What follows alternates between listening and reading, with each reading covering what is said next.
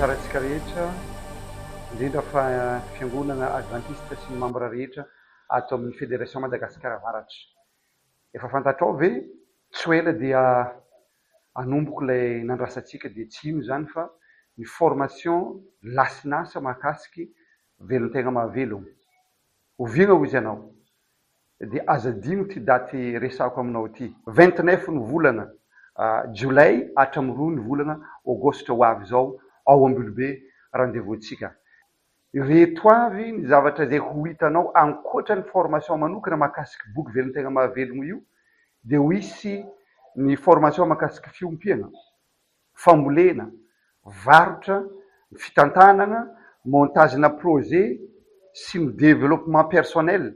Ho hitanao avokoa ny formation mahakasiky izany. Koa magnentana atsika fiangonana, atsika tanora izay sahirana mitady asa, ianao izay sahirana amin'ny asa fivelomana, koa hanampy anao betsaka io fotoana izay iarahantsika ao Ambilobe io. Aza dino 29 ny volana Jolay hatramin'ny 2 ny volana Aogositra ho avy zao ao Ambilobe rendez-vous-tsika.